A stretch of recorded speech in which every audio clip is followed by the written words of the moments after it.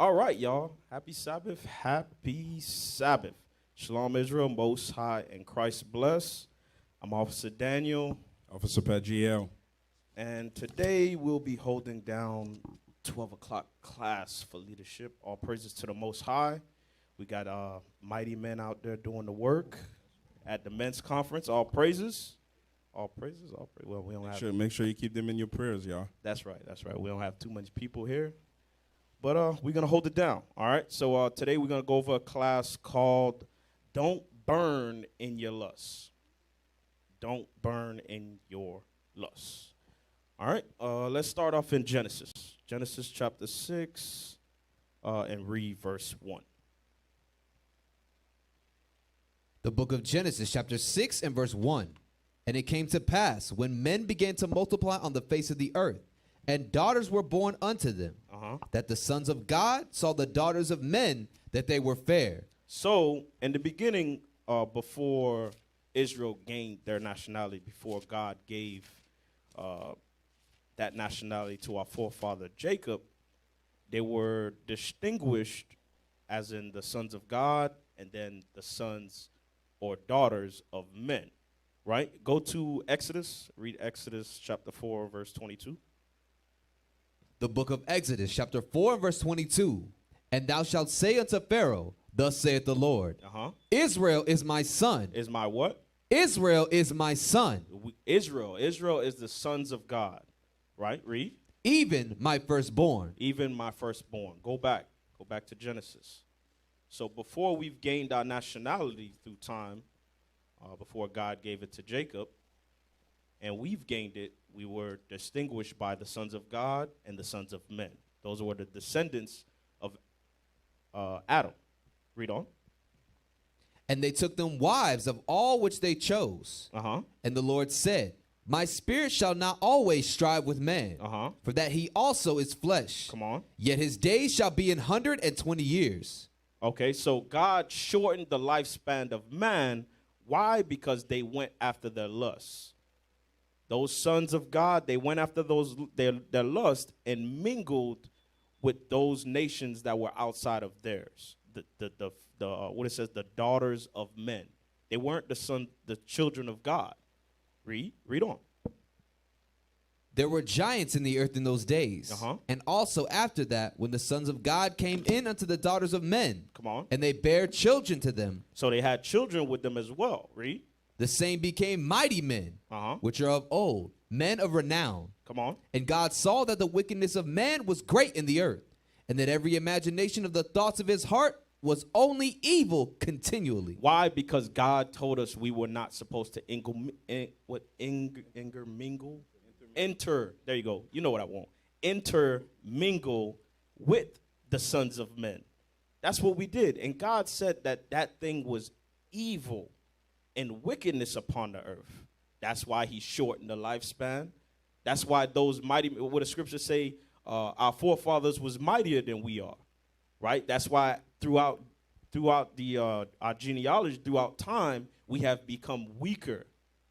You understand?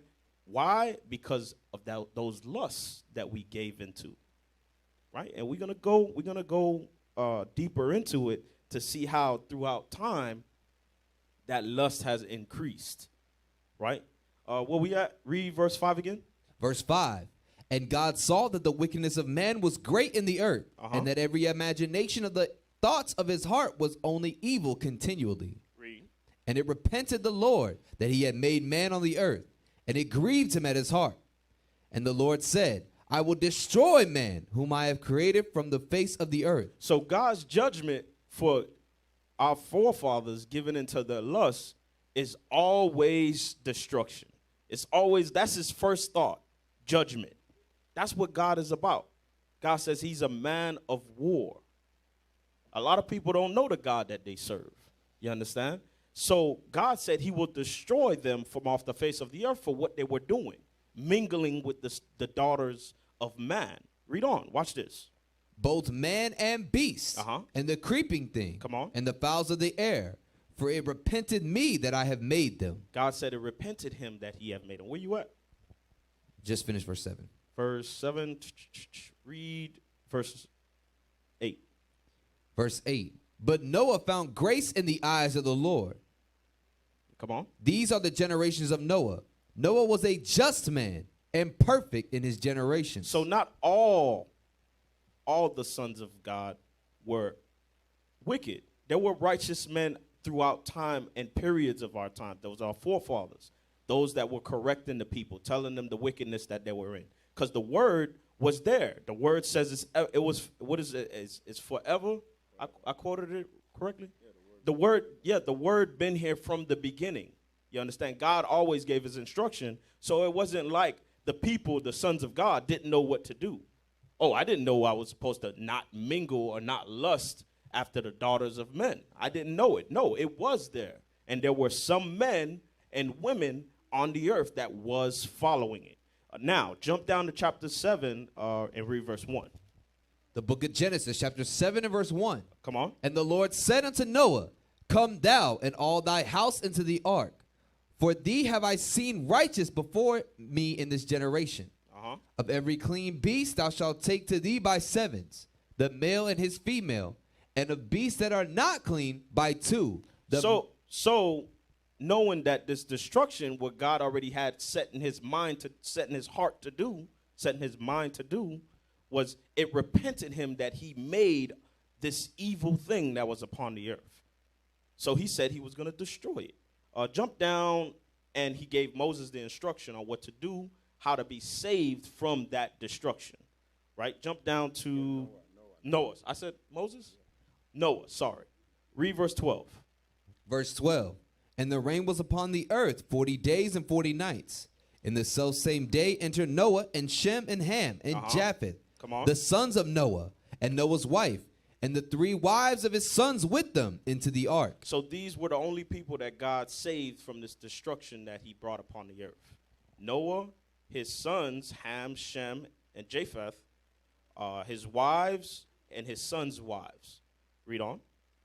They and every beast after his kind, and all the cattle after their kind, and every creeping thing that creepeth upon the earth after his kind, and every fowl after his kind, every bird of every sort. And also he didn't want to completely extinguish every beast on the earth, so he brought them as well. Jump down to verse 21. Verse 21. And all flesh died that moved upon the earth, both of fowl and of cattle, and of beasts, and of every creeping thing that creepeth upon the earth, and every man, all in whose nostrils was the breath of life, of all that was in the dry land died. Read. And every living substance was destroyed, which was upon the face of the ground, both man and cattle, and the creeping things, and the fowl of heaven. And they were destroyed from the earth, and Noah only remained alive, and they that were with him in the ark. And the waters prevailed upon the earth 150 days. So, all because of the wickedness that was upon the face of the earth, God said, you know what? I'm going to start over. I'm going to start over with you, Noah, your sons, and their wives. Why? Because all this abomination that was in the earth. Got the sons of God mixing with the daughters of men. They're having children. You understand? Committing all of these fornications, these untestable acts, right? Go to 2nd Ezra. 2nd Ezra 2 and read verse 8. 2nd Ezra chapter 2 and read verse 8. The book of 2nd Ezra, chapter 2 and verse 8. Woe be unto thee, Assur, that hidest the unrighteousness in thee. That's Assyria. Read.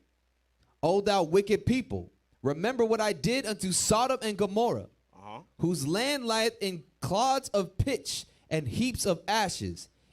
So God says to Ezra, tell Assyria, remember what I did to Sodom and Gomorrah, right? He passed a judgment on Sodom and Gomorrah for the same acts that was going on in those cities as in the beginning as well, in the time of Noah. God said the same thing. These brothers are over here dealing with these nations, doing all these abominable acts. I'm going to restart with you, Noah, and your family. Now, later on in history, the acts that they've done in the past still continues in Sodom and Gomorrah. Read it again. Woe be unto thee, Ashur, that thou that hidest the unrighteousness in thee, O thou wicked people. Come on. Remember what I did unto Sodom and Gomorrah, Read verse 9. whose land lieth in clods of pitch and heaps of ashes. Come on. Even so also will I do unto them that hear me not, saith the Almighty Lord. So he says, even though I will do hereunto after, meaning that history that you read about Sodom and Gomorrah in Genesis 18, where we're about to go, God says that history was for an example. It was for you to learn from, as in the time of Noah. All scripture is given by the inspiration of God and is profitable for reproof, instruction in Christ. That's what the scriptures say. So those things, that history, God says those things that it was put there for us to learn from. And we're going to learn today about the acts of our fathers and what they have done, and then the judgments that came behind the actions. And you're going to see it come to play in modern day term today as well, where they're trying to follow suit and get us back into that same, rotations, running into that same wall, hitting that same routine, right? Watch this. Go to Genesis 18. Genesis 18. We read about why God destroyed the earth the first time with water, the population on the earth, and only saved Noah and his family. Now we're going to read about Sodom and Gomorrah. See the similarities in it. Genesis 18, read verse 20. The book of Genesis, chapter 18 and verse 20. And the Lord said, because the cry of Sodom and Gomorrah is great, and because their sin is very grievous, I will go down now and see whether they have done altogether according to the cry of it, which is come unto me. And if not, I will know. So God says he's going to find out if the report that he was getting from Sodom and Gomorrah is correct. Read on. And the men turned their faces from thence and went towards Sodom. But Abraham stood yet before the Lord. And Abraham drew near and said, wilt thou also destroy the righteous with the wicked? Peradventure there be 50 righteous within the city. Wilt thou also destroy and not spare the place? Why? Because Abraham knew that Lot stayed in Sodom and Gomorrah, or next to Sodom and Gomorrah by the borders, right? So Abraham said he started to begin to conversate with the Lord, because Abraham was God's friend. He could do that. And he said, Lord, will you destroy all the cities of Sodom and Gomorrah because of the wicked, even though that there may be some righteous in those cities? Read on. For the 50 righteous that are therein, that be far from thee to do this after this manner, to slay the righteous with the wicked. Come on. And that the righteous should be as the wicked, that be far from thee. Shall not the judge of all the earth do right? And the Lord said, if I find in Sodom 50 righteous within the city, then I will spare all the place for their sakes. So God says, no, I'm not gonna. I wouldn't do that. I'll do it for your sake. If you can find 50 righteous in the city of Sodom and Gomorrah, I'll spare it. I'll spare it. And that conversation with Abraham took the Lord all the way down to 10. He said, Lord, what about 10? First he said, he said 50. Okay, what about 40? What about 30? Right? What about 20? What about 10? And the Lord said, for 10, I'll do it for your sake. Read verse 31, because we're not going to read the whole thing, but verse 31. I want to get to the point. And he said, behold, now I have taken upon me to speak unto the Lord. Peradventure there shall be 20 found there. And he said, I will not destroy it for 20's sake. Come on. And he said, oh, let not the Lord be angry, and I will speak yet but this once. Peradventure 10 shall be found there. He said, let not the Lord be angry, because he constantly keep coming back. All right, Lord. All right, maybe not 50. I don't think I can find 50. But what about 20? What about 10? Don't be angry. Come on. And he said, I will not destroy it for 10's sake. And the Lord went his way as soon as he had left communing with Abraham, and Abraham returned unto his place. So go to Genesis 19. 19, read verse 4. The book of Genesis, chapter 19 and verse 4. But before they laid down, the men of the city even the men of Sodom compassed the house round, both old and young, all the people from every quarter. And they called unto Lot and said unto him, where are the men which came into thee this night? So there were two angels that came to visit Lot. And they came in by night, right? So, but the men of Sodom and Gomorrah, they saw them. They saw them enter the city. And now they came to Lot's house where they were communing with, the angels was communing with Lot. They came to his house to sort out those men. Watch this, read on. Bring them out unto us, that we may know them. They said, Lot, bring these men that came into the city last night. Bring them out so we may know them. That's not get to know them like, hey, proving a friend. No. That's get to know them like we want to sleep with those men. Read it again. And they called unto Lot and said unto him, where are the men which came into thee this night? Come on. Bring them out unto us, that we may know them. Read. And Lot went out at the door unto them, and shut the door after them. So Lot went outside. After he heard them say it, he went outside and he closed the door behind him. Read on. And said, I pray you, brethren, do not so wickedly. Behold, now I have two daughters which have not known man. So he said, I have two daughters that know. Don't do this thing that you are thinking about. Trying to, because they wanted to rape these men, force themselves on these men. Lot said, don't do this thing. If you want, I would prefer you to sleep with women instead of trying to rape men. That's what he was saying. Read on. Let me, I pray you, bring them out unto you, and do ye to them as is good in your eyes. Come on. Only unto these men do nothing. Read. For therefore came they under the shadow of my roof. And they said, stand back. And they said again, this one fellow came into sojourn, and he will needs be a judge. Now we will deal worse with thee than with them. He says, listen, Lot, if you don't get out the way, we're going to do worse to you that we was thinking about doing to these men. They wanted to force themselves on these men, rape these men. Told Lot, boy, if you don't get out the way, we're going to do worse to you than we was thinking about doing to them. Read on. And they pressed sore upon the man, and they pressed on him, meaning they tried to move him out the way. They was about to trample Lot just to get into this house for these men. Please check your battery. Read. Even Lot, and came near to break the door. They pushed so hard that they almost broke down the door. You know, that's like when you see those what do you call it? Them zombie films. And you see how like slow and how unpowerful those zombies are, but somehow they always manage. When you get a couple of them like bundled up to a door, they can break the door down. That was like that. That's what I imagine when I read it. That's the only thing I could think of. Right? Read on.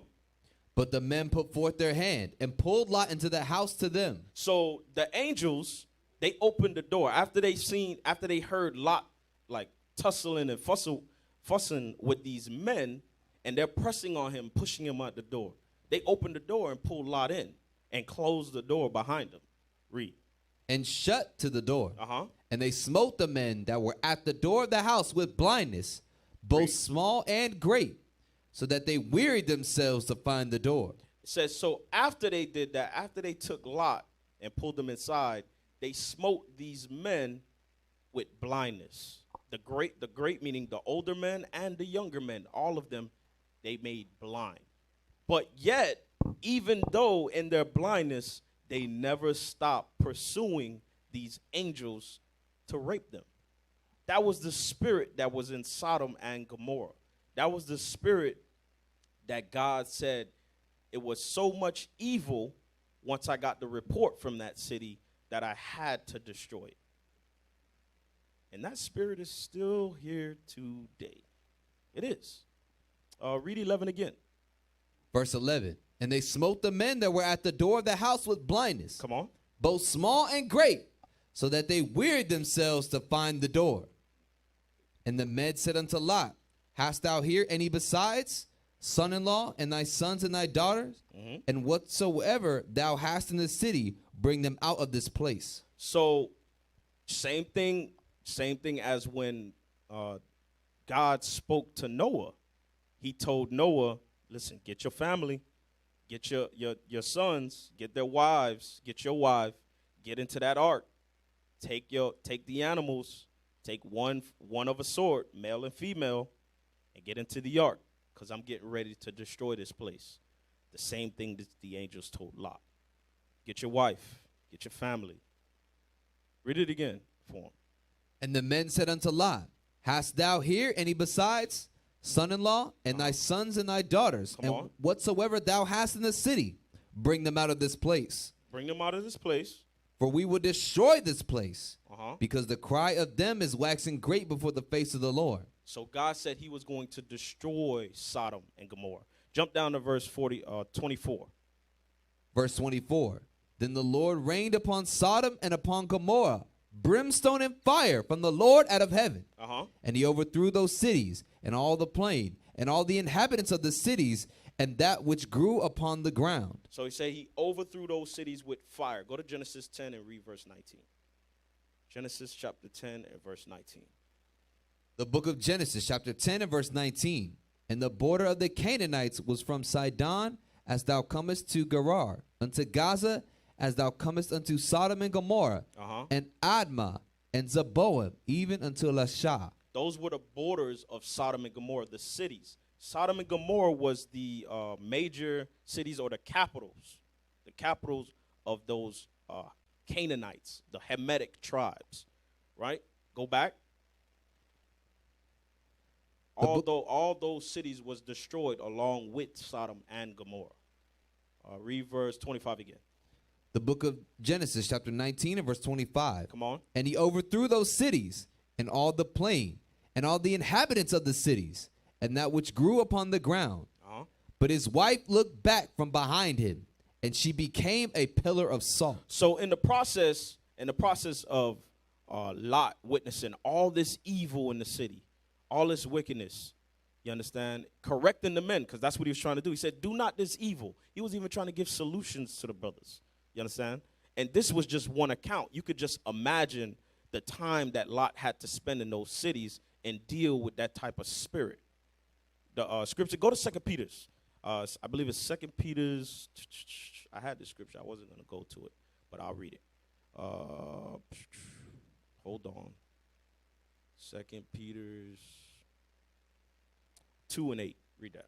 2 Peter's chapter 2 and verse 8. The book of 2 Peter, chapter 2 and verse 8. Uh-huh. For that righteous man dwelling among them, in seeing and hearing, vexed his righteous soul from day to day. That's Lot. It said, the righteous man that dwelt amongst them, it said it vexed his soul from day to day to see the wickedness, the evil, the things that were happening in those cities in Sodom and Gomorrah at the borders of Canaan. Said it vexed his spirit.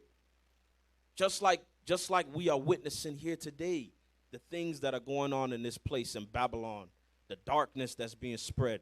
If it's not vexing your spirit to be here, something's wrong with you. You need to, how the scriptures say, examine yourself, whether you be in the faith. Prove your own selves.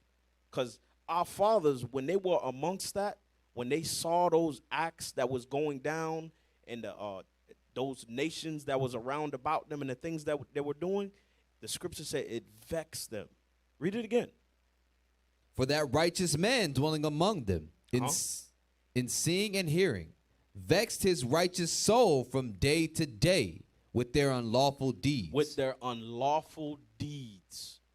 Same as in the time of Noah. Same as our father Lot. It vexed him. You had something? Go ahead, officer. Let me get Psalms chapter 45, verse 7. Because the officer made a good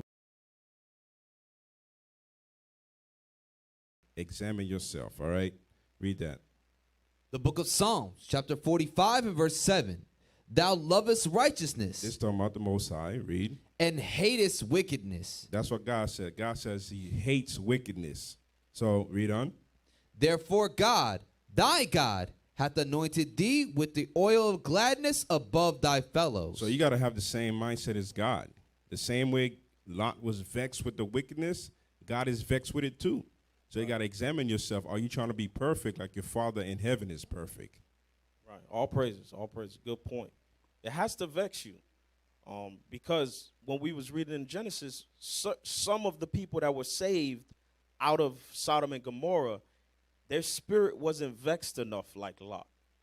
They didn't have a problem with the way we live in society today. They didn't have a problem sitting there watching Atlanta Housewives. It was nothing to them.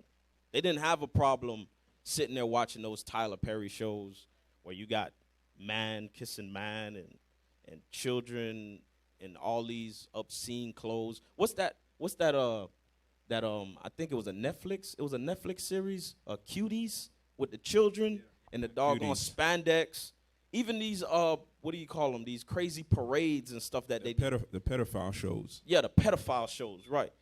The parades that they have nowadays where they put these young girls in these spandex clothes and they call them cheerleaders.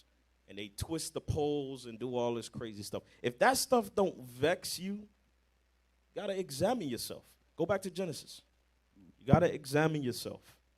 Because that's what Lot was going through. Read verse 19, chapter 19, read verse 26 again. The book of Genesis, chapter 19 and verse 26.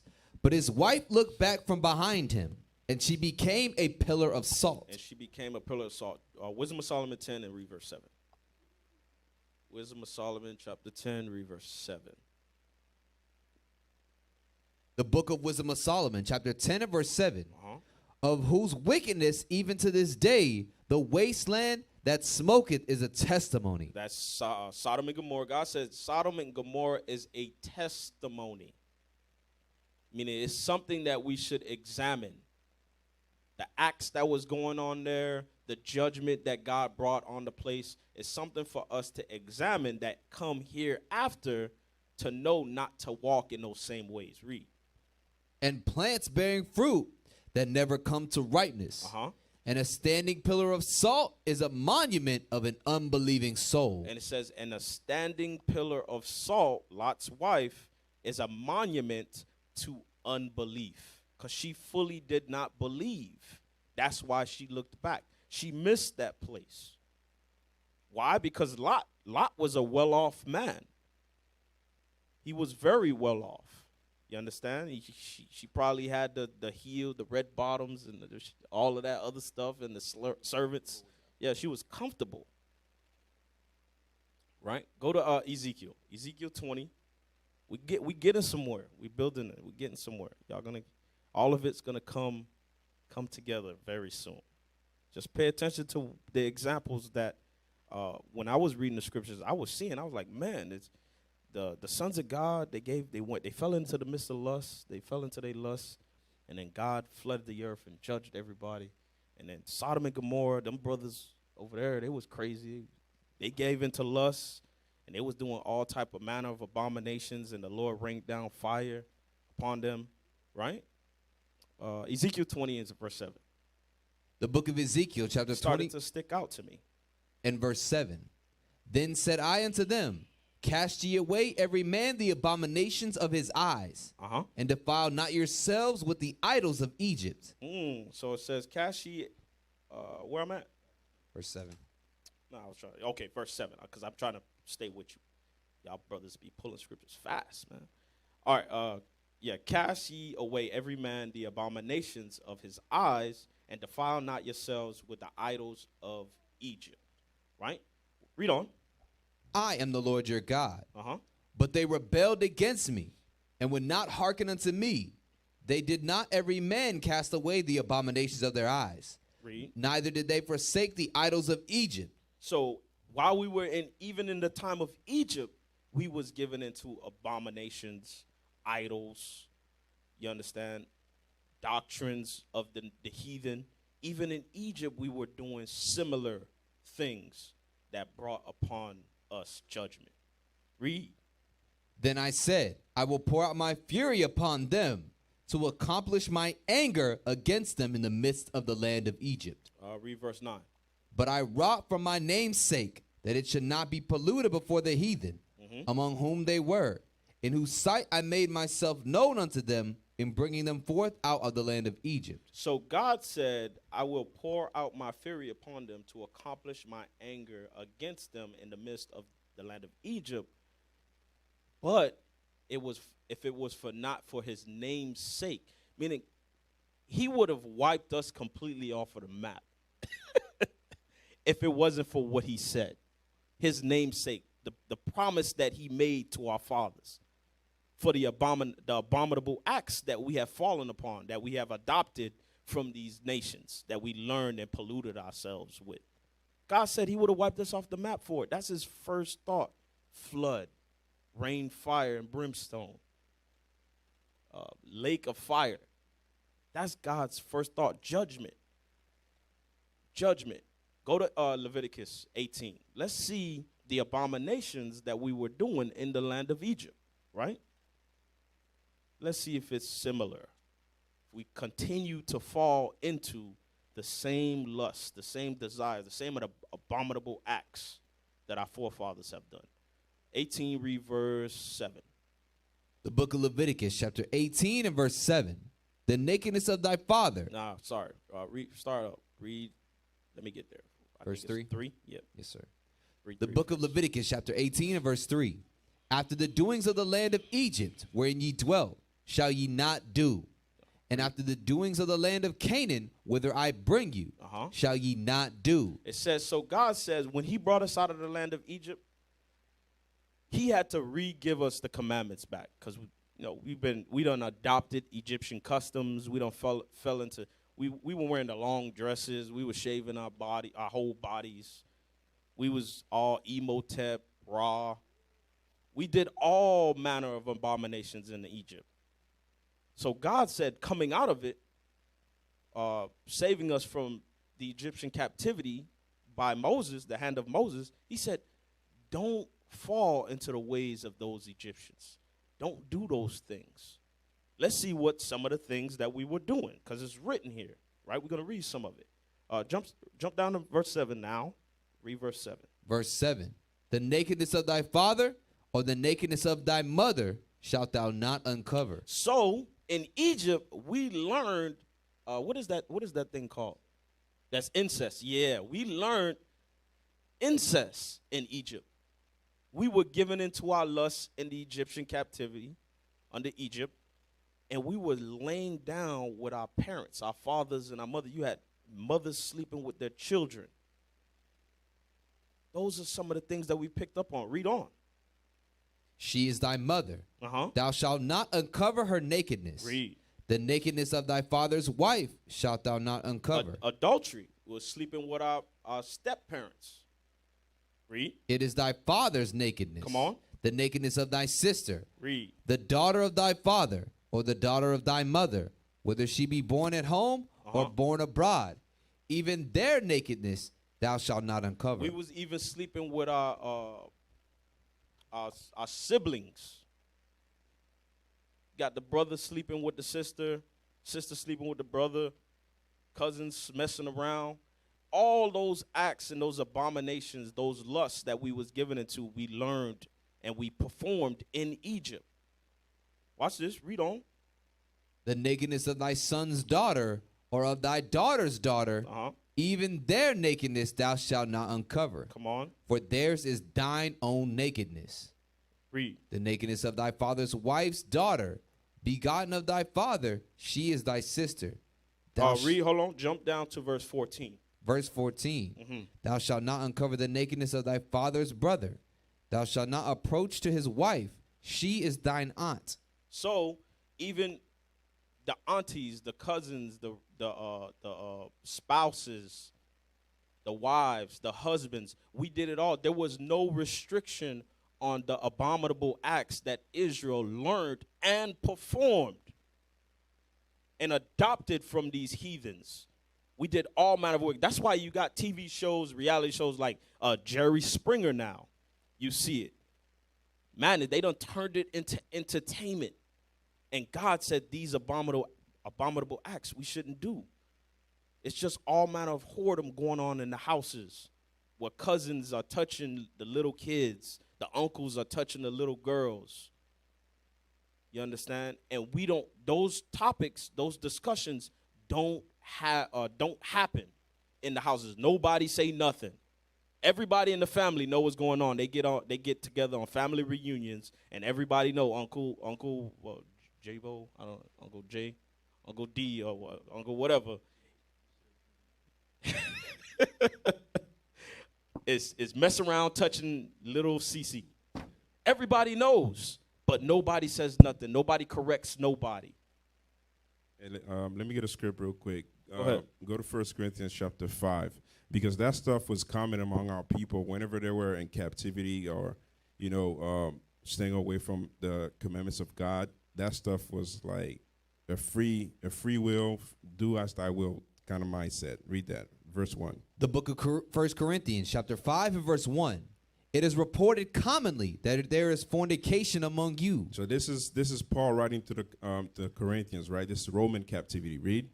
And such fornication as is not so much as named among the Gentiles, that one should have his father's wife. That's what was happening. That stuff was still happening during the Roman captivity with the Corinthians.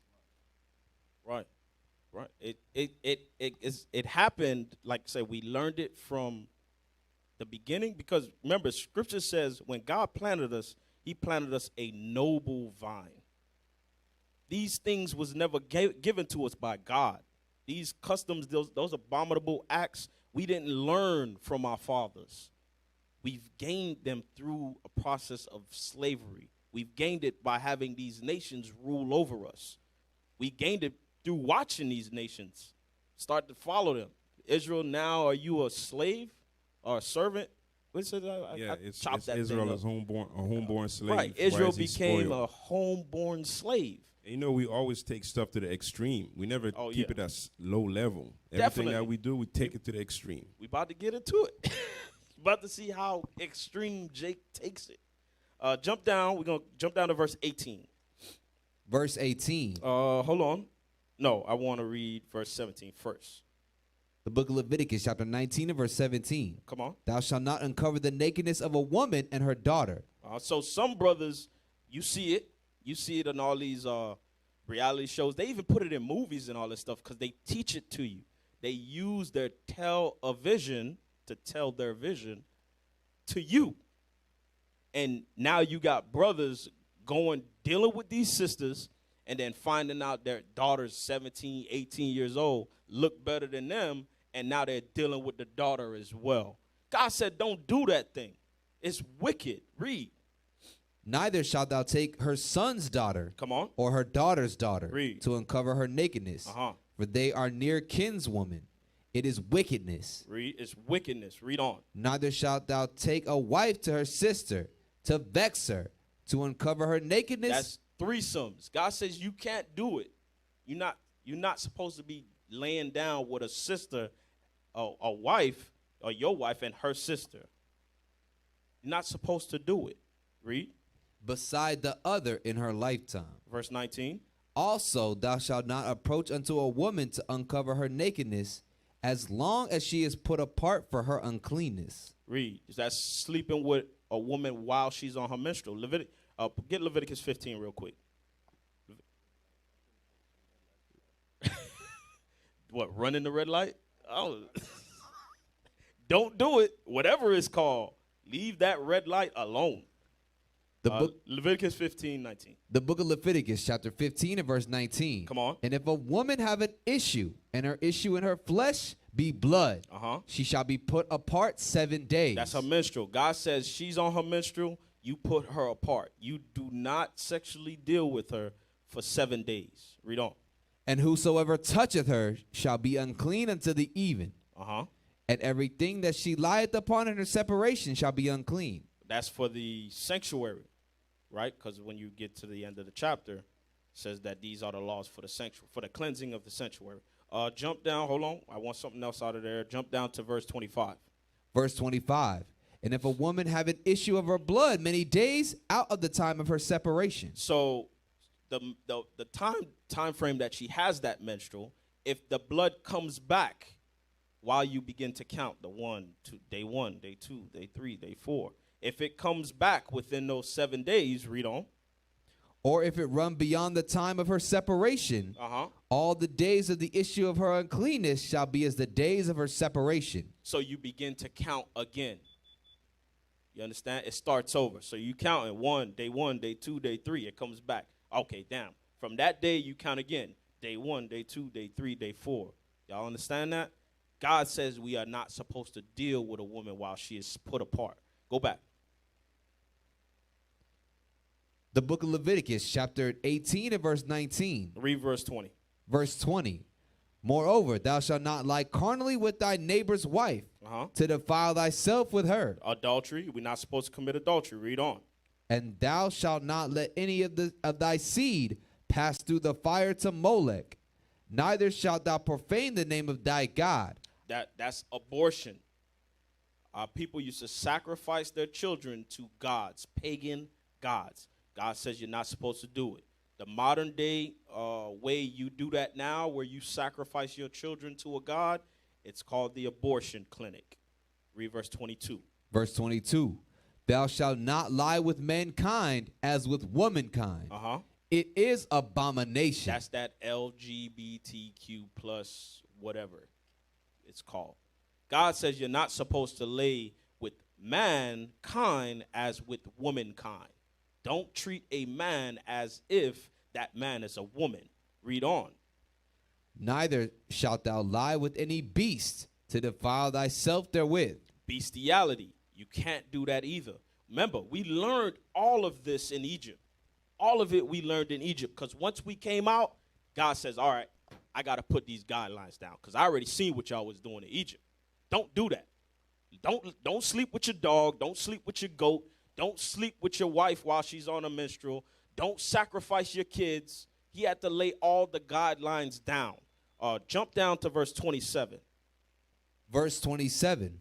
For all these abominations have the men of the land done, which were before you. You see, God says, for all these abominations, meaning everything that we've ran through, the sleeping with your father, the sleeping with your uncle, the sleeping with your aunt, the sleeping with your sister, the messing with your kids, pedophilia, you understand? The aborting your children, the sleeping with your wife while she's on a menstrual. God says all these abominable acts have men of the land done, which were before you, which we have read some of. Sodom and Gomorrah, during the time of Noah, the sons of God laying down with the daughters of men.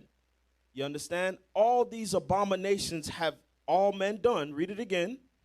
For all these abominations have the men of the land done, which were before you. Come on. And the land is defiled. And it's what? And the land is defiled. And it says, and the land is defiled. Hold that. The land is defiled. Jump to 19, read verse 29. The book of Leviticus, chapter 19 and verse 29. Do not prostitute thy daughter, to cause her to be a whore. Come on. Lest the land fall to whoredom. Lest the what? Lest the land fall to whoredom. Read. And the land become full of wickedness. That's the nations know this. The nations know if we begin to defile the people, defile the mindset of the people, make them do all these abominable acts, sleeping with the children and pedophilia, sleeping with the animals, and pushing that imagery in your mind all day, 24/7, in your music, in your politics, in your fashion industry, in your moguls, all the idols that you look up to. Those are your stars, the Beyoncés and the LeBron James and all that. If we continue to push that on them, God says the land will fall to whoredom. It'll be full of whoredom and abominable acts. Go back. Read verse 28, Leviticus 18. The book of Leviticus, chapter 18 and verse 28. Come on. That the land spew not you out also. Come on. When ye defile it. Because that's like putting a nation in self-destruct. Pushing all of that sexuality on a mass of people, you are putting that nation in self-destruct mode. Read. As it spewed out the nations that were before you. Come on. As it spewed out the nations that were before you. Because watch, we're going to get into it. A lot of these nations followed that same path where everything they started to splurge the money. They started to ball out. They started to increase sexuality and push it on the people. A lot of these kingdoms have followed that same path, like Sodom and Gomorrah, like during the time of Noah, like the Assyrians. God told Syria, what he said, beware, remember what I did to Sodom and Gomorrah, watch what you're doing. All of that is the beginning of how Deacon Ithon brought out in one of his classes a while ago, going into the age of decadence. Those are the steps, the beginning steps for a nation or the land to fall to whoredom, to start to decay. Read. For whosoever shall commit any of these abominations, even the souls that commit them shall be cut off from among their people. Come on. Therefore shall ye keep mine ordinance, that ye commit not any one of these abominable customs, Read. which were committed before you, and that ye defile not yourselves therein. I am the Lord your God. So God says we are not to do those things, because we're gonna get what those things accomplish. Go to Exodus 32, and read verse 2. Exodus chapter 32, and read verse 2. The book of Exodus, chapter 32 and verse 2. And Aaron said unto them, break off the golden earrings which are in the ears of your wives. So this is going into after coming out of Egypt, still following those customs of the Egyptians. This was custom that we picked up as well. Go ahead. Of your sons and of your daughters, and bring them unto me. And all the people brake off the golden earrings which were in their ears, and brought them unto Aaron. And he received them at their hand, and fashioned it with the graving tool. After that he had made it a molten calf. So we made a god. That's what Aaron did. Read. When Moses left, Moses went up into Mount Sinai to speak to the Lord, to get instruction from the Lord. Aaron and the congregation was waiting on for him to come back. They said, damn, brother, take it too long. So what they did, they came up in their vain thought, say, you know what, let's create a god and say that this is the God that brought us out of Egypt. Read. And they said, these be thy gods, O Israel, which brought thee up out of the land of Egypt. Read. And when Aaron saw it, he built an altar before it. And Aaron made proclamation and said, tomorrow is a feast to the Lord. And so after he made this god, they declared a feast, a party. Israel know how we get down on the new moons. Party, right? On the feast days, on the Sabbaths. Read. Watch this. Read on. And they rose up early on the morrow and offered burnt offerings and brought peace offerings. And the people all sacrificed to this God that they created. Read. And the people sat down to eat and to drink and rose up to play. It says, and they sat down to eat, drink, and rose up to play. What do you think they were playing? They were playing the same thing that we was reading in Leviticus 18. They were doing all those pleasures that they've learned in Egypt to themselves. Go to 1 Corinthians chapter 10, read verse 7. 1 Corinthians chapter 10 and read verse 7. Came up to play. The book of 1 Corinthians chapter 10 and verse 7. Neither be ye idolaters, as were some of them. As it is written, the people sat down. It says, neither be ye idolaters. That's what Aaron said. Don't be idolaters like our fathers was, to take golden earrings and create a calf and set it up and said, see, this is your God. They learned that in Egypt, where Egypt had all their other gods, the gods for every day of the month. God for the wind, God for the water, God for the river, God for the sun. Don't do that. Read it again. Neither be ye idolaters, as were some of them. As were some of our fathers. As it is written, the people sat down to eat and drink and rose up to play. Rose up to play. Read. Neither let us commit fornication. That's going into the playing that they were doing. It says, neither let us commit fornication. Read. As some of them committed. As some of our fathers committed. Read. And fell in one day 23,000. That was judged in the wilderness. Read. Neither let us tempt Christ, Read. as some of them also tempted Uh-huh. and were destroyed of serpents. Read. Neither That was what you read in it says in Numbers 21, right? Numbers 21 about the fiery serpents. Read on. Neither murmur ye, as some of them also murmured, Come on. and were destroyed of the destroyer. Now all these things happen unto them for examples. That destroyer was Christ. Read on. Read it again, verse 11.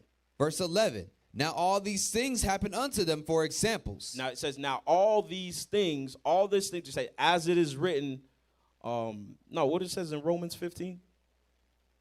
No, I wanted the one in Romans 15. No, the things that were written aforetime were written for our learning. That's it right there. It says the things that were written aforetime were written for our learning. Read 11 again.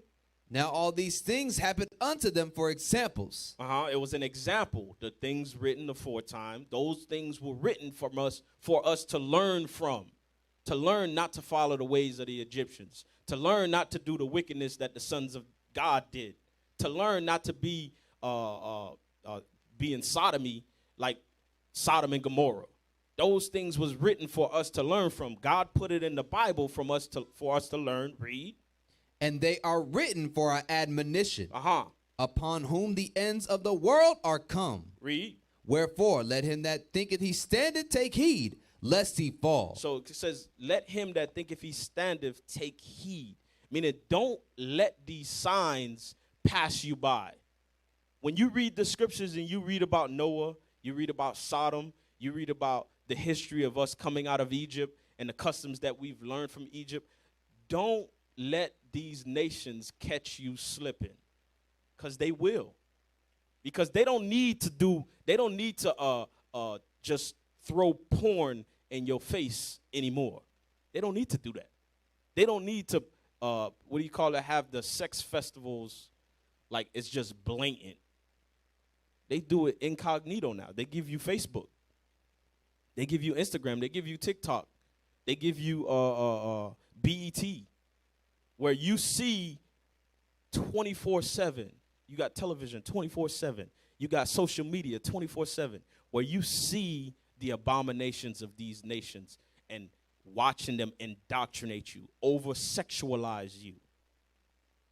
Read. So take heed lest you fall. You got to start to pay attention to the way that these nations are moving. Read. There hath no temptation taken you, but such as is common to man. But God is faithful, who will not suffer you to be tempted above that ye are able, but will with the temptation also make a way to escape. And we have to keep note, taking what it says, wherefore let them think that he standeth, take heed lest he fall, while you thinking upon and examining the estate that you are in and the battle that you face. Why? Because this battle is not a carnal battle. It's against, what it says is against powers, spiritual wickedness in high places. You understand? They're using different methods on you now. And it says, no, in that temptation, in that battle, that there's always solutions to escape this wickedness. It's always, we done told brothers, listen, bro, if you can't have a smartphone, get a flip phone. If you that bad, where somehow you just end up scrolling somewhere on TikTok, somewhere on Instagram, just get a flip phone. It's always solutions to escape. Go to Matthew chapter 24. We're about to get into it.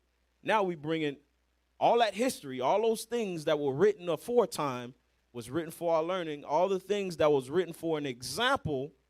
How can we use it in today's battle, today's modern day battle, so we can begin to see the signs and the way that these nations are coming at us? This war, this spiritual war. Matthew 24, read verse 32. The book of Matthew, chapter 24, and verse 32. Now learn a parable of the fig tree. When his branch is yet tender, and putteth forth leaves, ye know that summer is nigh. Come on. Likewise ye, when ye shall see all these things, know that it is near, even at the doors. So, going into a parable. Christ is going into a parable about just as you see the fig trees, you can see when the leaves fall and then the leaves grow back up again. You can obviously see that the seasons are changing. You can tell what season you are in. Same as you should be able to see the estate that we are in. See the excessiveness of sexualization in your community. You should see the prices of everything escalating, your rent going up, your gas going up. You can see the decaying of this state, of this empire. You can see it only if you have spiritual eyes to see it. That's what it's going into. Read on. Verily I say unto you, this generation shall not pass till all these things be fulfilled. Come on. Heaven and earth shall pass away, but my word shall not pass away. But of that day and hour knoweth no man. So no man knows the day nor the hour that this place is going to fall. Read. No, not the angels of heaven, but my Father only. Only the Father, the Heavenly Father. Read on.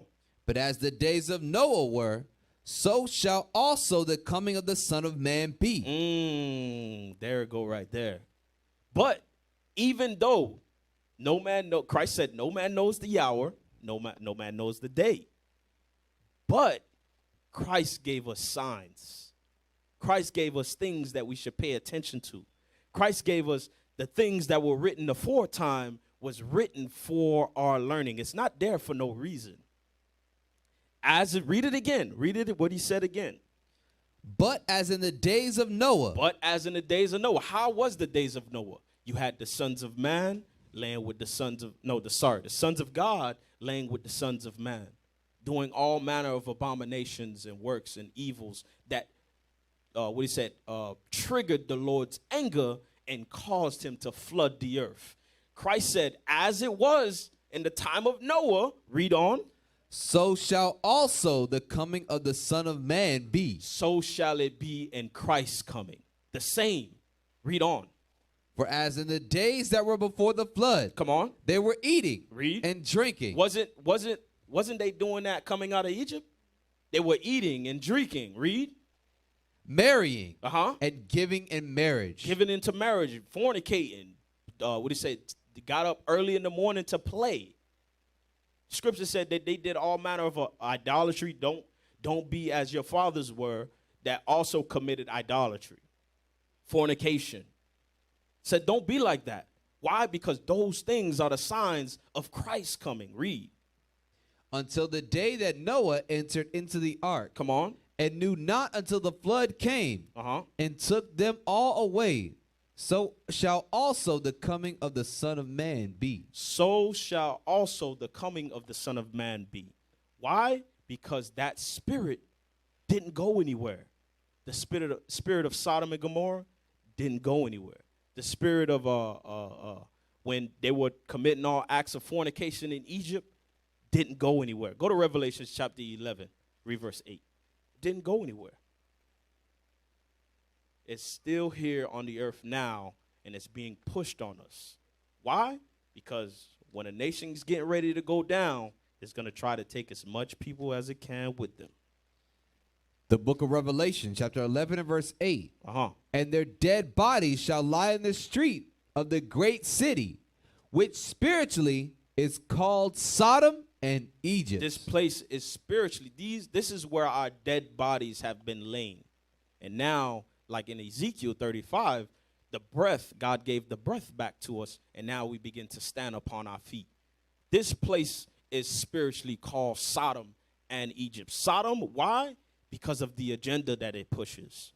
Pushes that same agenda that we have read about.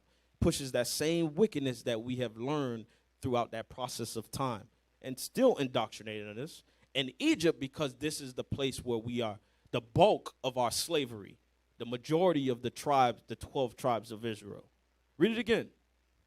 And their dead bodies shall lie in the street of the great city, which spiritually is called Sodom and Egypt. Which is spiritually Sodom and Egypt. Go back to Matthew real quick. There's something else I wanted in there. Matthew 24, and then we're going to pull up that first video. The first video, the age of decadence.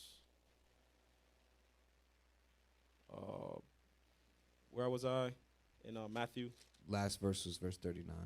31? 39. 39, let me look at it. Hold on one moment. 39.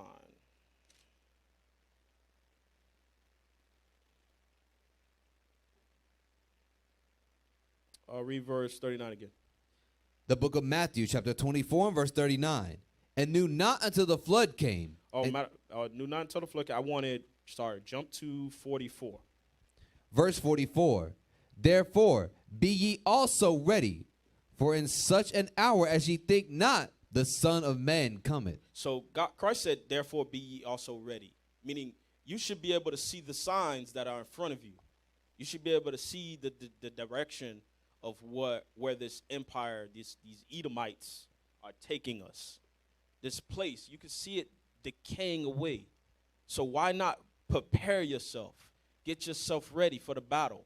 You have something to say, officer? Yeah, if you can't see the signs, it's because you're distracted. You're distracted by social media. You're distracted by all that stuff that they push out there to make sure that you never see the signs. You in the spirit, officer. You are in the spirits. Hey, give me the video. Play the video. Watch this. Play the video. Hold on.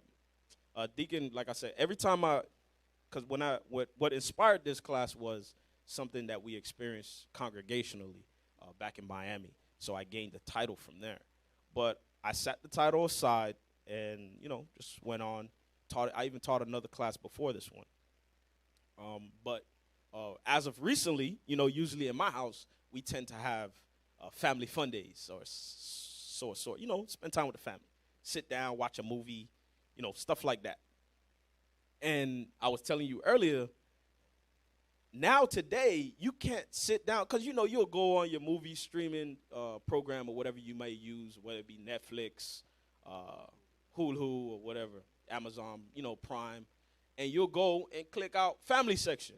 Family section. It categorizes it as family. So you would pick out that selection so you won't get those MTV rated or rated R, the mature stuff. And even with picking that family section and sitting there watching a movie, I'm sitting there watching a movie, and it's a kid's movie, and you got these, it was Minions. You got these little creature things, but they're described as boys or the male figure. You got these little things, throughout the movie. Their pants are falling down so you can see their rear end. This is a kid's movie, y'all. The pants are falling down so you can see their rear end. They're dressing up as women. They're putting them dresses on, putting wigs on, and all this. And this is in a kid's movie. So it's only now in today's society where you have to vet these movies before you sit down and actually watch it with your family. You can't just put it on anymore. It ain't like the old days when you used to watch Lion King. You know what I'm saying? You could trust in Lion King. You put Lion King on and you just press play. Ain't no craziness in there. But these new modern day cartoons, movies, especially Disney, Disney sold their soul. They deal with the devil directly, but you can't watch it. And basically, while I was in the spirit thinking upon that, I sat back and watched Deacon's class again. Deacon brought out a heavy point in this class. I got this video from the class. It was called Modern Day Sodom and Gomorrah. And this video he brought out, The Age of Decadence. Play that real quick. Of their chefs. And we felt great, and we don't feel it anymore. So everyone is out searching for it. Well, maybe it's in the best food, or the best clothes, or the best music, or the best movies, or a reality TV show, or another magazine. But you can never get enough of what you don't need. People during this stage begin to become obsessed with art, luxuries and sex. They lose their spirituality and have to find meaning and purpose in frivolous materialism. The Roman mob we have seen demanded free meals and public games. Gladiatorial shows, chariot races and athletic events were their passion. We see this today. So many people are easily distracted by the Olympics or football games. They don't seem to care about what's going on around. That's what the officer was bringing out. As this place decays away, when you got all these world events happening, China is sending armies to Russia, You got was Iraq. I don't know. I said it right. Iraq, whatever. Iraq is warring with Russia, and all this madness happening between these nations where gas prices are getting jacked up, weapons are being sold. Ukraine.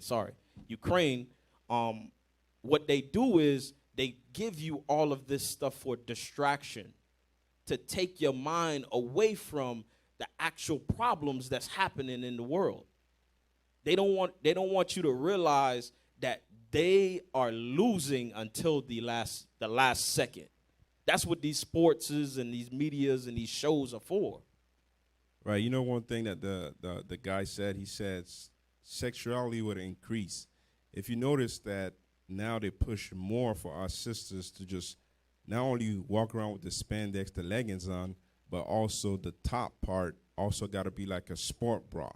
Like our sisters are going out with lingeries on and like actually going to prom with lingeries on, thinking that that's fashion, that they're wearing clothes. And what does that do? That makes the men chase them, and the men will do everything that in their power to make sure that they get that punani. Damn. Play on. It's more. Remember, we only going to 16, 20, 27. Most Romans at the time were completely ignorant of the fact that the Roman Empire was collapsing down around them. All they cared about were their games and their welfare. The habits of members of the community have been corrupted by the enjoyment of too much money and too much power for too long a period. A community of selfish and idle people declines, internal quarrels develop in the division of its dwindling wealth, and pessimism follows, which some of them endeavour to drown in sensuality or frivolity.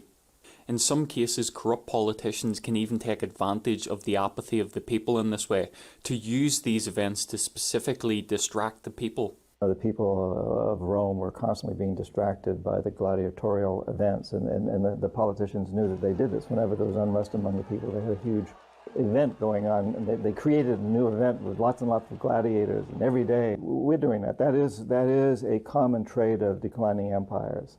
And so today in the United States, for example, you find a tremendous emphasis on all kinds of television programs that distract people from what's really going on. Sports is a big part of that, as it was in gladiator times. In essence, we've been lulled into a lethargy, and we've accepted it. Think of what a coincidence it was that the UK government scheduled the EU referendum during the 2016 Euro Cup. So that was clearly an attempt to manipulate. A lot of the talk about like the higher Edomites, like the Rothschilds and the Rockefellers. A lot of them understand this, man. They know exactly what's going on. They paying attention. They not like us. Talk about not repentant Israelites, unrepentant Israelites. You know, Jake out there. They not like us where we get lost in the sauce. They pay attention. Finish that. Get the people into feeling some sense of Europhilic pride. Arab historians like Ibn Basan commented on how some people felt about the Arab Empire during the 10th century. They deeply deplored the degeneracy of the times in which they lived, emphasizing particularly the indifference to religion, the increase in materialism, and the laxity of sexual morals. They lamented also the corruption of the officials of the government and the fact that the politicians always seemed to amass large fortunes while they were in office. Hold that right there. So it says another sign is you see the corruption in the government. Like ain't Donald Trump just got raided by the FBI for all this type of paperwork? Corruption. This corruption, especially doing I think it was, I forgot the date, but the insurrection. Right, the insurrection, the capital insurrection. All these are signs of a nation being at a decadence, being at a decayance. They're decaying. All these are the signs. Finish it. Rewind it back like a couple seconds. Not too far back. Yeah, right there. Play. Europhilic pride. Arab historians like Ibn Basan commented on how some people felt about the Arab Empire during the 10th century. They deeply deplored the degeneracy of the times in which they lived, emphasizing particularly the indifference to religion, the increase in materialism, and the laxity of sexual morals. They lamented also the corruption of the officials of the government and the fact that the politicians always seemed to amass large fortunes while they were in office. Sir John notes the increasing influence of popular singers and artists of the time over young people, often creating highly sexual works of art, which often result in a decline of sexual morality. They used to use obscene language and erotic themes, which in previous generations would have been completely unacceptable. During this period, most people tend towards hedonism and utopianism, believing that science will fix all the problems and that they don't need to worry themselves about the greater concerns of the world and their communities at large. They prefer to be entertained, not educated. And we're seeing this today. People tend towards TV, social media, the internet, celebrity gossip. They don't really care about the deep implications of geopolitics, the economy, things that are really important and that are going to become greater issues as time goes on. All right, so that's it. You can drop that. So these are the signs of an empire reaching its peak, topping off and then starting to decay. That's what Esau said. That's what Esau said. It showed it throughout time, throughout all the empires. They had gotten into a state where they over-sexualized the population. They indulged in their riches. Stuff started to get high, and then that nation, that empire, went on a decrease after that. Give me that article. Let's talk about sex. Can America's hypersexuality culture grow a godly conscience? Scroll down. Scroll. Read that. Sex in America. The world today seems pretty bleak, especially as it pertains to sexual ethics. Consider the following examples. Over 40 million Americans regularly view pornography, which is as readily available as running water. Damn. One adult website boasts 120 million plus viewers a day, the U.S. being the largest consumer. So in America is the largest consumer of people addicted to porn. That's in America. Read the next key point. Human trafficking is a global epidemic with over 45 million people enslaved around the world. Sexual exploitation is the #1 reason people are trafficked. You see that? And they can't figure out what is the solution to human trafficking. The solution is to take off all your porn sites. That is the solution. You are over-sexualizing the population and then trying to figure out why grown-ass men are out here kidnapping little children and sex trafficking them. And you know what's crazy about that too? That's crazy that it said it tied that up with sex trafficking. You got a lot of our sisters that open OnlyFans account, get on Instagram just to twerk, and you think like nobody else is seeing that stuff? You don't think they're overseas and saying, listen, I want this one right here. Find her IP address, find her routine, and make sure she disappear. Yeah. I saw a TikTok video of a father. He found, I don't know if anyone of y'all saw, he found this tie strap on his daughter's car on the back door. And he spoke to an officer that he knew, and the officer said that is a sex trafficking tag to let everyone else know that understands what it means, to let them know that woman or that sister that drives that car is usually by herself. That's what that triggers. That's what that notifies them. Go back to the article. And then this nation can't figure out how to stop sex trafficking. Remove all your porno sites. You got 120 million brothers and sisters addicted to porn. And the heathens, because that number is in that too. But pull it back up. Pull it back up. The next key point. Premarital sex is the rule, not the exception. In America, studies showed that by age 20, 75% of Americans have had premarital sex. That number rises to 95% by age 44. I didn't want that one. Hold on. Outside of the kin relationships. Read the third point. Fourth point, probably. Explicit sexual contact. Sex outside of any kind of committed sex relationship. Outside of any kind of committed relationship, i.e. hookup culture, is not That's adultery or fornication. Well, it's fornication because they're not in a relationship. Fornication. Read. Is not only in high demand, E.g., upwards of 80% of college students have engaged in some sort of uncommitted sexual behavior. Because they push that too. We know all those sayings about when you go to college. They do that. They put it in all their movies. They post it on social media. It's like they now make it a requirement when you go to college to sleep with somebody. That is a requirement. Read on. But apparently just a swipe away. Although not always used for promiscuous purposes, dating apps have evidently created an incredibly easy marketplace for casual sex. And they created fornication apps. So they give you, not only do they give you porn sites, they give you fornication acts that give you easy access to communicate with other people that have that same fornication spirit. So when you see dating apps, right, that talk about find your soulmate. No, you're not finding no soulmate. It's just an app so you can fornicate. All those different kind of apps out there. That's not find your soulmate. That's find your adulterer or find your fornicator. Your one night stand. your booty call for tonight. That's what you're looking for. That's exactly what that is. Yeah. Give me that last key point. This is going to go into what I got next. The next key point.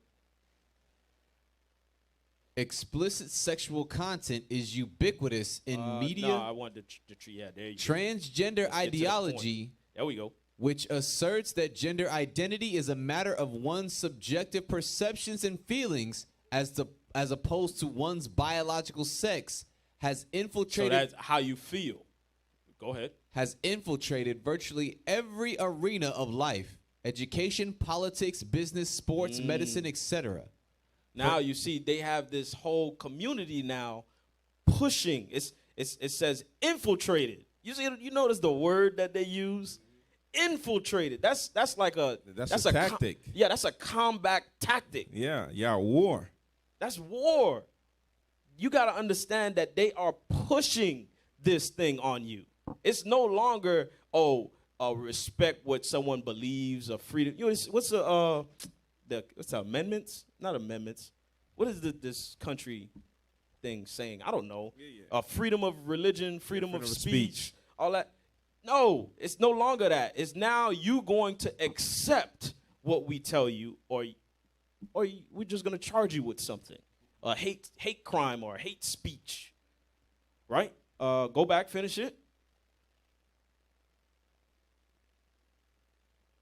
For instance, 4 states have already passed laws which mandate LGBTQ plus curriculum to be taught in public schools. Now they're teaching it to your children.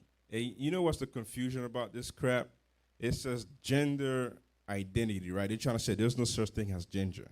Well, the whole organization should be called HTQ. The LG part should be put away, because a lesbian is a woman with a woman and a gay is a man with a man. So what you trying to say? There's gender.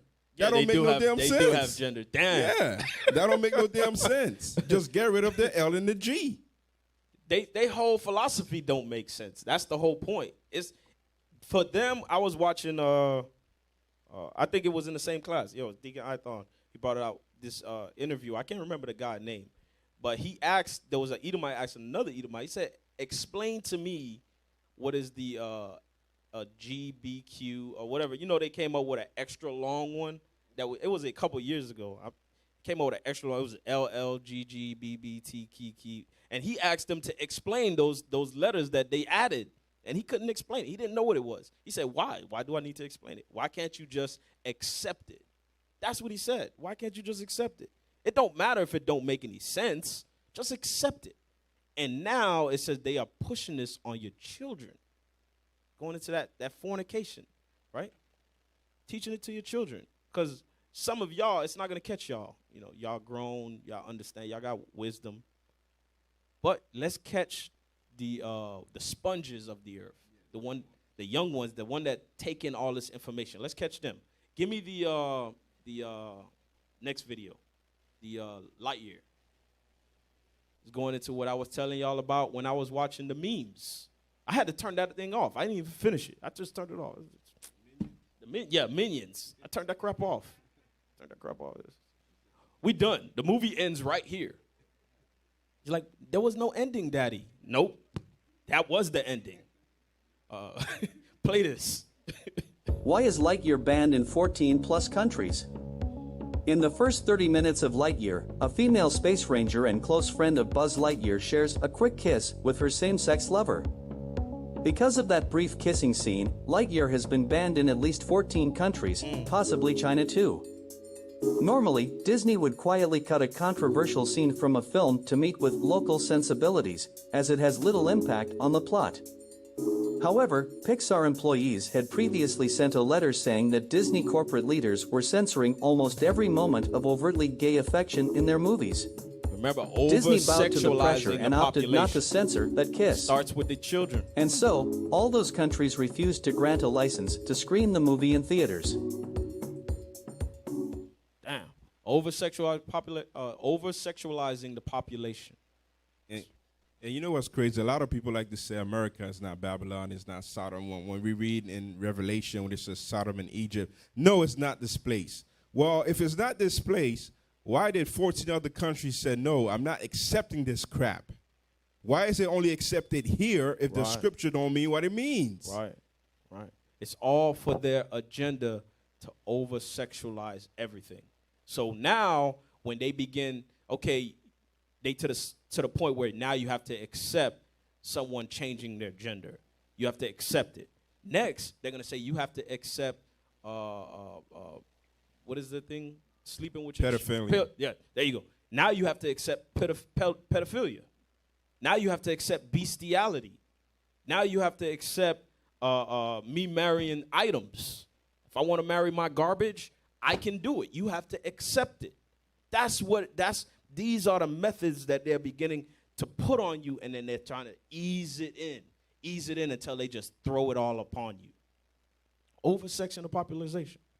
That's how we know we are in that same time where Christ says, pay attention to the signs of the times. We are in the last days. Make your calling and election sure. Give me the next one. The elementals, or whatever it's called. Remember, this was a couple years ago. Yes, this was a couple years ago. Read that. I just want the title. All right. We covered this already. Just to say, because they might say, oh, it's just one. It was just Lightyear. We're not really trying to indoctrinate your kids with LGBTQ+. We're not doing it. Watch this. Read that. How Eternals establishes the MCU's first gay superhero and same-sex couple in a movie. It's life-saving. You see, a couple years ago, they gave you the first gay superhero. Same-sex couple. In the movie, he has a actual husband. He's the husband, and his husband's the husband, too. You see that? And guess who they picked to be the first gay superhero? Jake. Show you who they targeting. Next one. Give me the next one. We're going to run through these. Just so we can prove our point. This is war. This is spiritual warfare with wickedness in high places. Evil wickedness in high places. Read that one.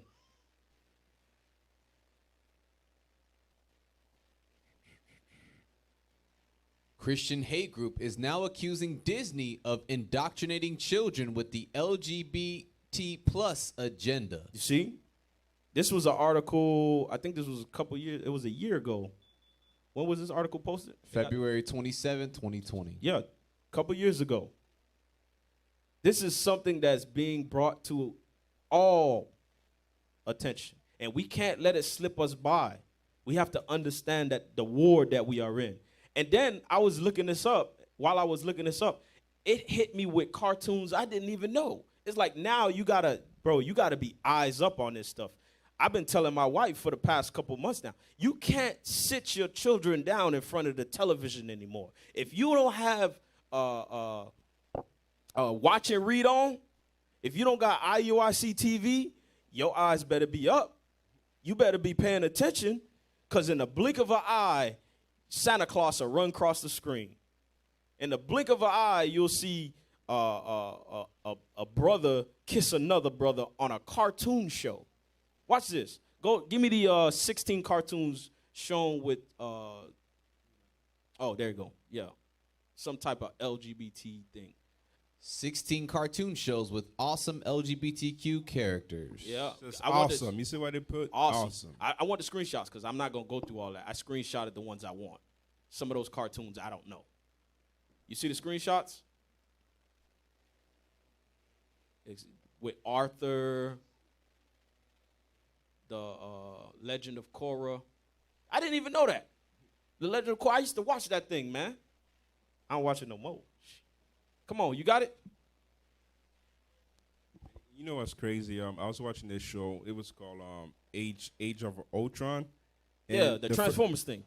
Yeah, with the lions and stuff like that. The first 2 seasons was the team lead, like the captain of the ship, straight man fighting everywhere. Didn't show no signs of no sodomy nowhere. And then the last season, the very last episode, you see him doing some sodomite stuff, getting married. I'm like, what the hell is this? They got to squeeze it in there. They just threw it in there so you could accept it. Yeah. I just sent it. I resent it to you. Give me the screenshots. It's like 3 of them. Yeah, watch this. Read that. Arthur. Yeah, y'all didn't even know it, huh? Right under your noses. I never used to watch Arthur, but I used to switch the channel all the time. I used to see that thing there. I ain't watching it. Go ahead. Watch it. Read that. The premiere episode of Arthur's 22nd season, entitled Mr. Ratburn and the Special Someone, revealed that everyone's favorite teacher, Cake Fiend, Mr. Ratburn, is openly gay. See that? In the cartoon. Why would you put this in cartoons? Come on, man. Give me the next one. What's the purpose of you putting this in cartoons? Read that. The Loud House. I never seen this. The Loud House is a Nick show focused on the adventures of the massive Loud family. The show focuses on Lincoln, the middle child and only boy in his family of 11. Like many of these shows, the Loud House is diverse across the board. His best friend Clyde is an adopted... Diverse mean they black and white. Diverse. Diversities. Read.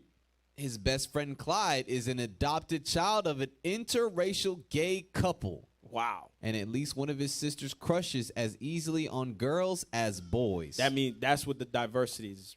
2 dads, one's Jake, the other one's Esau. And they always keep using our people. Yeah, always. All the time. Why? Because it's showing you who is targeted. Yep, targeted, and if you speak against it, they will call you racist. It's a double-edged sword they're using. Mm-hmm. I got them because I know they're going, oh, flag it. Flag the video. He's talking about us. I got you. I'm about to explain. Give me the last one, and then we're going to... The Legend of Korra. Yeah, I'm going to cut some stuff, though. I want to get to the point. The Legend of Korra and its predecessor, Avatar: The Last Airbender, broke ground in many ways. The show tackled both within its world and ours subjects from sexism to the ethics of weapons of mass destruction. Come on. One of the most groundbreaking parts of it was becoming the first children's show to star a canonly queer lead. Wow. With the last shot showing... Remember, when we watched that class, Deacon brought out why they removed the Q off the LGBTQ plus thing for a while. Then they brought it back. It's because of the definition. The definition had a negativity to queer. It all had negative definitions to it. So they took it out. And then once they changed the definition, they brought it back and put it back. Go read on. With the last shot showing Korra and Asami gazing lovingly into each other's eyes, confirming the long developing love between them. Terrible. And if they didn't want to make you think that all of this was done so incognito, right? It was Ninja Jedi trick. Give me the video, the message from the gay community. We played this a while back. I don't remember who played it, but I know we played it. I'm not going to play the whole thing. I just want like 34 seconds because it's terrible. It's absolutely terrible. But they tell you straight to your face what their mission is. You have something before we play the video? Play it. Play that video. As we celebrate Pride and the progress we've made over these past years, there's still work to be done. So to those of you out there who are still working against equal rights, we have a message for you. You think we're sinful? You fight against our rights. You say we all lead lives you can't respect. But you're just frightened You think that we'll corrupt your kids if our agenda goes unchecked? No, keep on going. On the point. Funny, just this once, you're correct. You see? It says, stop it. We're done. It says you think that their agenda would affect your kid. What is it? Corrupt your kids. And he says, you're absolutely correct. That's their mission. And that's why we put it on you parents. It's so important to not neglect the troubles of education. Mainly you sisters. Don't neglect that thing. It's in the scriptures for a reason. Go to 1 Corinthians chapter 15, read verse 33. 1 Corinthians 15, 33. They know that. They know that their message is targeted to corrupt your children, to over-sexualize them. Everything, the fashion industry, the music industry, the movies, now they're even affecting the cartoons. You can't even let your child sit there and watch cartoons. What happened? Go ahead, read that. The book of 1 Corinthians, chapter 15 and verse 33. Be not deceived. Evil communications corrupts good manners. God says, yes, those communications will corrupt you. Don't think you can sit there and watch the whole season of Atlanta Housewives and don't think it's not going to have any negativity on you. Eventually, something your husband's going to tell you, your Lord's going to tell you to do something, and you're going to turn Atlanta Housewives on him. Yep. It's going to happen. You're going to say something slick. Why? Because you've been sitting there watching that stuff all day.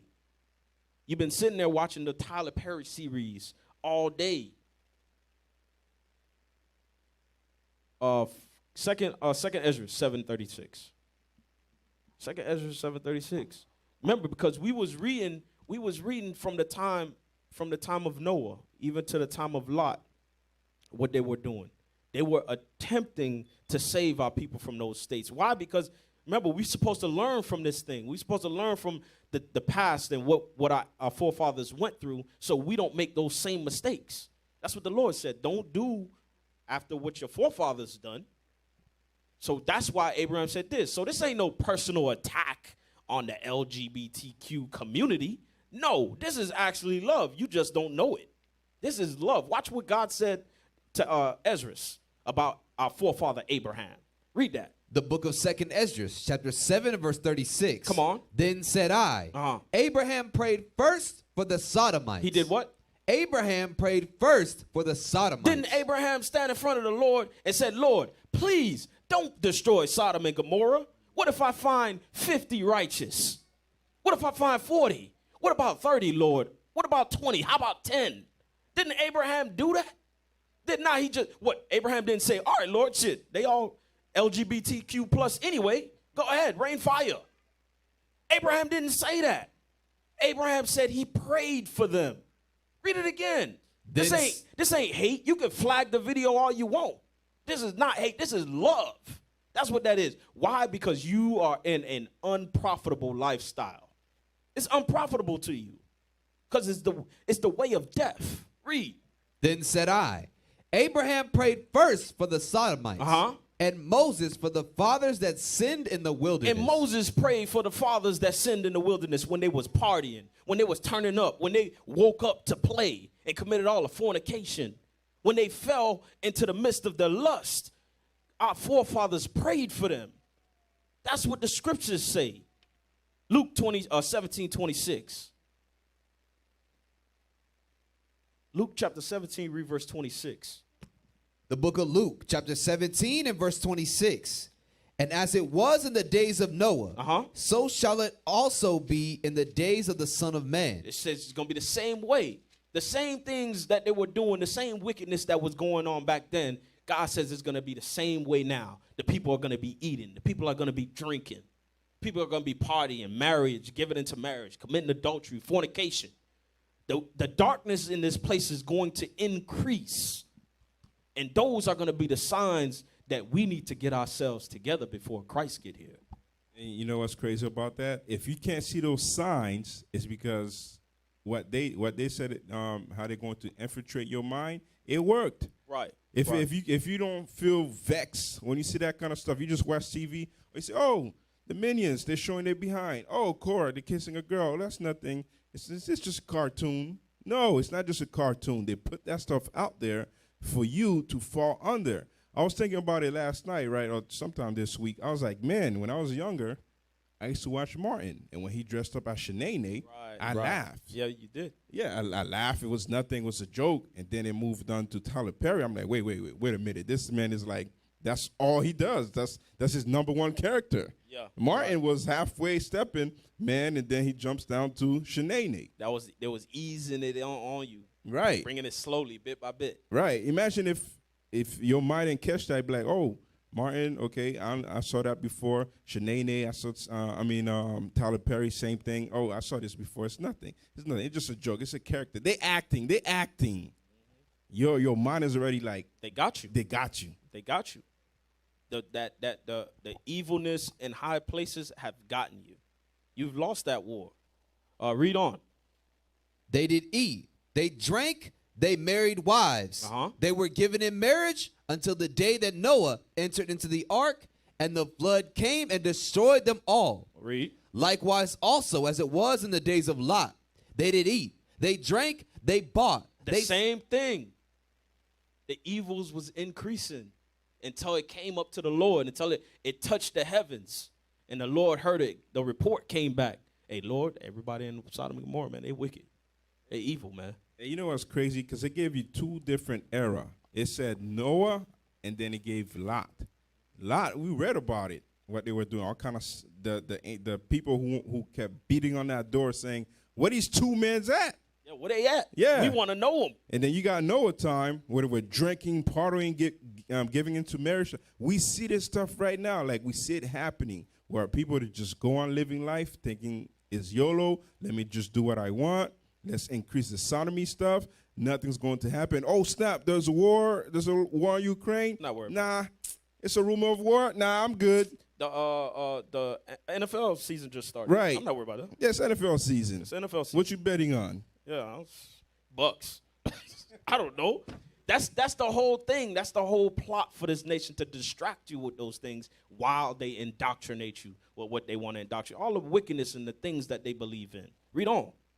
They bought. They sold. They planted. Come on. They builded. Read. But the same day that Lot went out of Sodom, it rained fire and brimstone from heaven and destroyed them all. And God says it destroyed them all. And what we supposed to do? We supposed to, the things that were written for time was written for. We supposed to learn from it. Learn to notice those signs. Learn to pay attention to the signs. Go to... I want to Exodus. Go to Sirach 16:8. Sirach chapter 16 verse 8. The book of Sirach chapter 16 and verse 8. Neither spared he the place where Lot sojourned. Come on. But abhorred them for their pride. For what? For their pride. So God said he abhorred the spirit that was in Lot because they had a prideful spirit. In that pride month, they call it Pride Month, a Pride March or whatever it is. It's a prideful people, a people that understand, because a lot of them understand what they're doing ain't right. Go to Romans 1. Go to Romans 1. They understand it. They know it ain't right. That's why they got to come up with a new Bible. They call it the gay Bible. And then, the gay is the new black. We've been oppressed just like slaves was being oppressed. Let it be the new red. Take the black out of there. All this stuff, that's the pride that they put into it. God says he abhorred the spirit that was in Sodom and Gomorrah for that pride. Read. The book of Romans. You know what I want, right? I don't yes, gotta sir. get, okay, all yes, praises. sir. The book of Romans, chapter 1 and verse 25.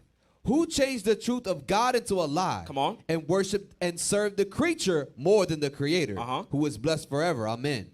For this cause, God gave them up to vile affection. God gave us up to vile affection because we followed the ways of the heathens. We did the acts of the Egyptians. We did the acts of the sons of men. We did the acts of Sodom and Gomorrah, the acts of the Assyrians, the Romans, the Grecians, and even modern day Babylon, Edom, Idumea.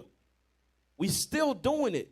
We still falling in the midst of those evil acts, committing all those abominations, falling into our lusts, and getting prepared to burn in your lusts. That's how you're going to burn in your lusts. Read. For even their women did change the natural use into that which is against nature. Changing their sex, changing their gender. Hold on. I got an article. I want to read it. I want to just show it. I'm not going to read it because we don't got that much time. I wasn't going to use it, but I want to use it now. Hold on. Let me send it to you. You know what's crazy? It says how they burn in their lust. It's the same thing when you read about Sodom, when the men was outside Lot's house. They were burning. That's their lust. The lust was so strong that they got blinded. They said, "Where the door at?" Like I gotta find the doorknob. Yep. They were burning in their lust and then burned in their lust. They were burning and then they burned for real. Pull that article, man. Read what you had again, officer. Read what you had again. For this cause God gave them up to vile affections. For even their women did change the natural use into that which is against nature. Come on. And likewise also the men, leaving the natural use of the woman, burned in their lust one toward another. Burned in their lust one towards another. Don't burn in your lust. Watch this. Give me that article with Wade. Because I thought this brother was off our radar. But he seemed like he want to get back. He seemed like he want to be put back on the radar, man. Hey, pull that brother up, man. Pull that brother up. Read that. Dwayne Wade officially files to change name and gender of transgender daughter Zaya. You see that? The name part, whatever. You know, we all change our name. I got it. But it said change name and gender. How do you do that? Like, what is going to happen? Like, the personal information on his driver's license is now going to say woman. His birth certificate is no longer going to say male. It's going to say woman. Hey, man, y'all single brothers better be careful, man. Hey, you know what was crazy? Back in the day, right, if you saw somebody in the street talking about something, acting like a chicken, you're going to be like, that person crazy. Because clearly you're a human being, right? Yeah. Now you got a man walking around talking about, I'm a woman, and you're supposed to just say, oh, okay, no problem. That's you crazy. got a woman talking about, I'm a man. You say, oh, okay, no problem. I see you're a man. You got a beard. You got everything for a man. Obvious. It's obvious. Just like there was a interview that what's the vice president? What's her name? Kamala Harris. Yeah. When she walked up to do her little announcement in front of, I forgot where she was, but she had to go up there. The first thing she said was, "I am a woman. My gender thing is woman this and woman that."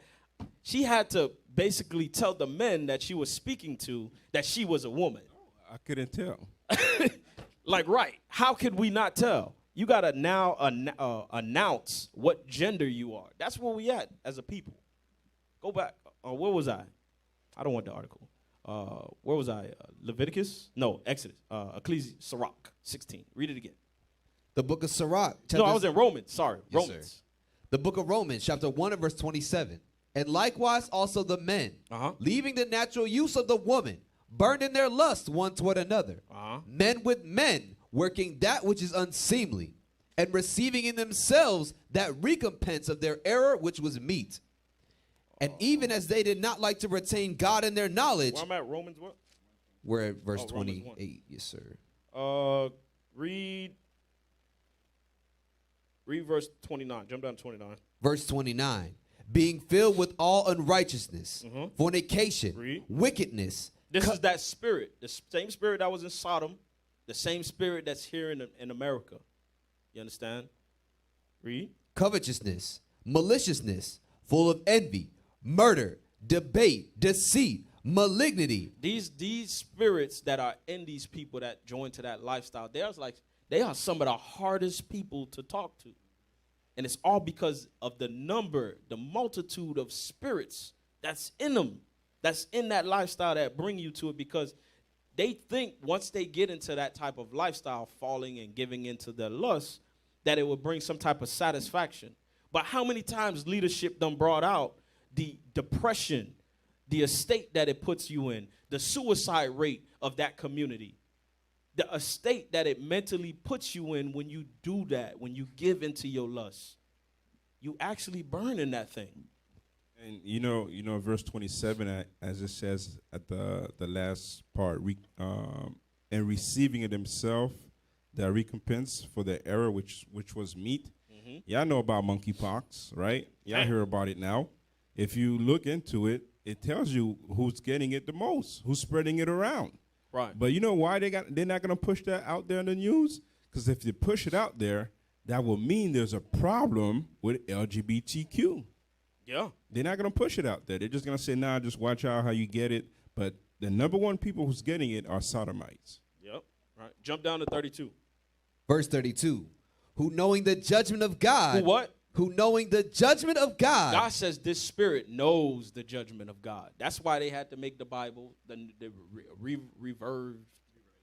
had to rewrite the Bible and take out all of those laws that pertain to them, of the things that they're not supposed to do, of that lust that they're not supposed to give into. Read.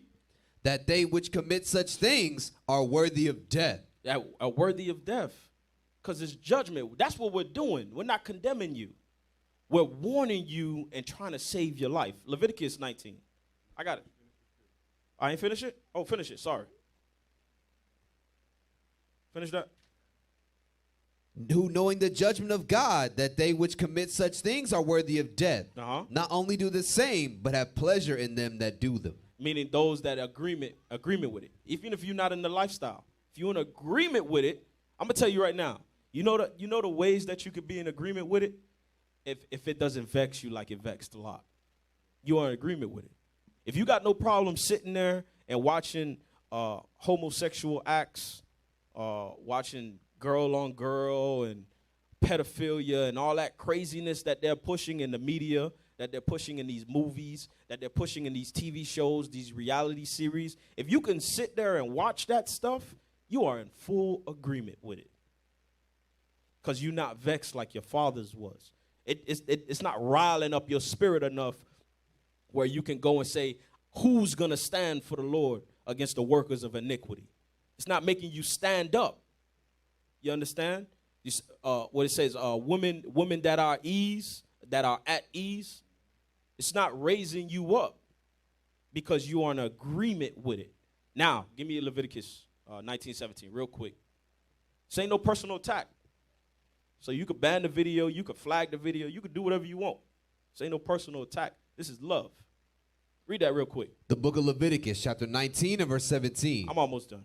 Thou shalt not hate thy brother in thine heart. Read. Thou shalt in any wise rebuke thy neighbor, and not suffer sin upon him. Correct. He says correct your neighbors. Because that's who we talking to. We're not talking to the heathens that's in that lifestyle. Y'all do whatever y'all want. We're not worried about y'all. We trying to get ourselves right. You blacks, Hispanics, and Native Americans, you Israelites, we talking to you. That lifestyle ain't for you. Being over-sexualized in this community, in this society, is not for you. Stay off that stuff. It's defiling your mind. It's corrupting you. That's what the scriptures say. We talking to you. We dealing with our people first. 1 Corinthians 4, read verse 3. 1 Thessalonians 4, read verse 3. Yes, sir. Read that real quick. The book of 1 Thessalonians, chapter 4, verse 3. For this is the will of God, even your sanctification, that ye should abstain from fornication. Abstain from fornication, read. That every one of you should know how to possess his vessel in sanctification and honor. Sanctification is to cleanse yourself. Sitting there and watching all that crazy mess, watching all it, like, I'm telling y'all right now, y'all should, from this day forward, bro, y'all should forsake Disney. Anything that has to do with Disney, just forsake it. I'm telling you. Because they have a plot against you. A plot.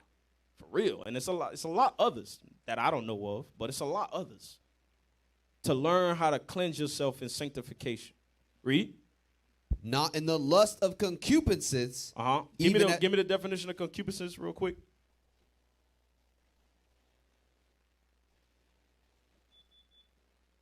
Read that. Concupiscence. Strong sexual desire, lust. Lust. That's what concupiscence is. It's a nasty sexual desire. Strong. That's that crazy stuff. That's what bring you into that lifestyle. You first start off, you first start off with soft porn. You know, you watch the regular stuff, and then the regular stuff, that was what it said in the article. Once you sit there and you watch that stuff for so long, now it's just normal to you. It don't do anything for you anymore. It's like drugs. Now you need something stronger. Now you need to mess with kids. Now you need to mess with pedophilia. We had brothers that spirit fell upon. First he was addicted to porn. He couldn't battle it. He kept losing. The next thing you know, he got into interracial porn. The next thing you know, bestiality. The next thing you know, pedophilia. Now the brother want children. That's what that spirit does. Go back. 1 Thessalonians? Yes, sir. The book of 1 Thessalonians, chapter 4 and verse 5. Not in the lust of concupiscence, come on, even as the Gentiles which know not God. You see that? Even as the Gentiles, because that's where it came from. That ungodly mindset we get from the heathen. Habakkuk 2:4. Habakkuk chapter 2, verse 4.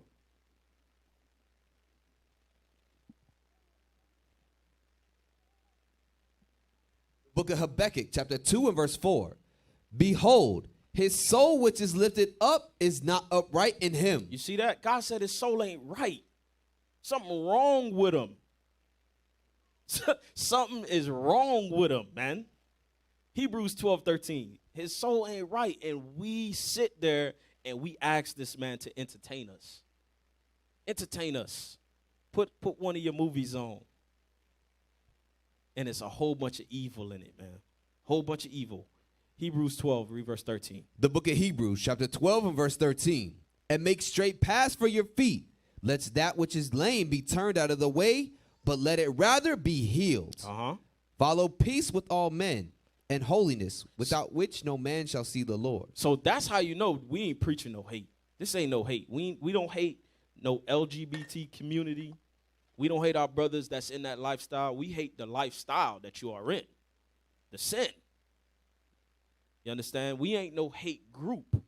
Scriptures say be at peace with all men. That's why Abraham prayed for Sodom. Read it again. And make straight paths for your feet, lest that which is lame be turned out of the way, but let it rather be healed.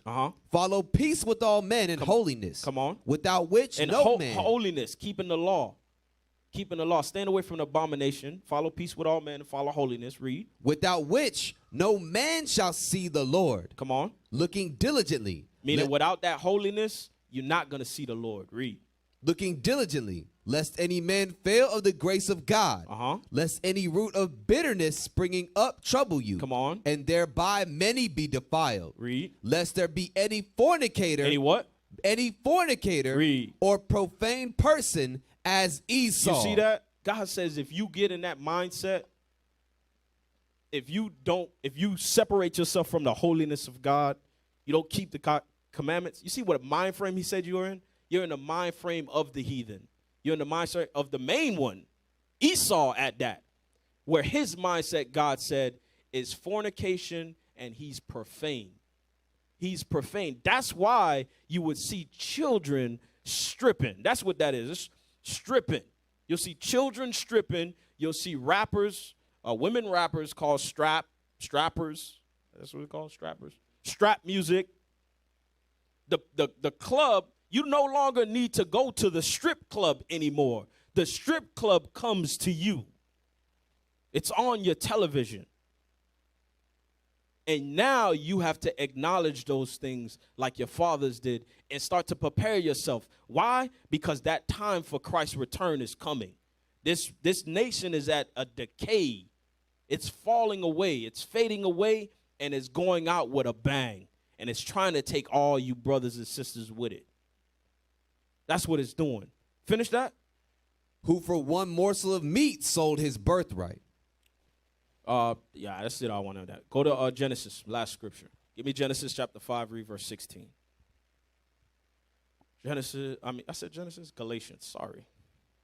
Galatians 5:16. It's my last scripture. The book of Galatians, chapter 5 and verse 16. Hold on, let me get there with you. Let me get there. Brothers are quick, man. All right, go ahead. The book of Galatians, chapter 5, verse 16.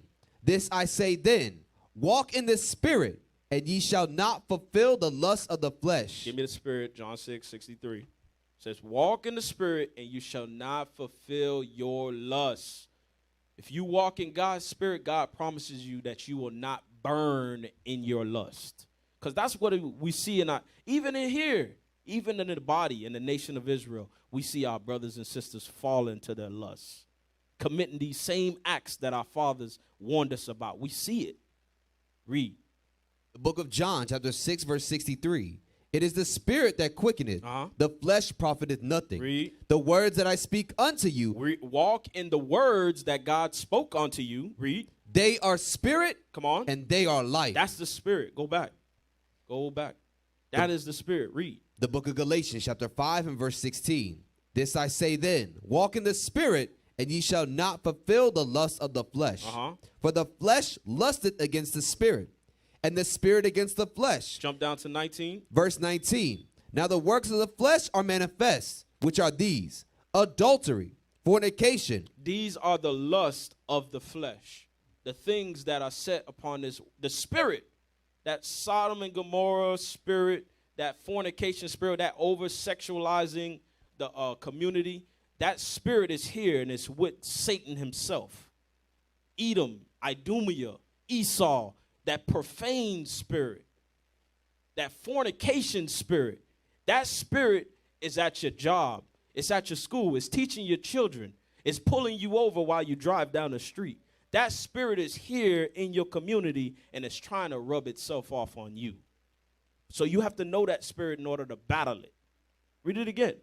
Now the works of the flesh are manifest, which are these: Come on. Adultery, Read. fornication, uncleanness, lasciviousness, evil. What is this? I forgot what it's like.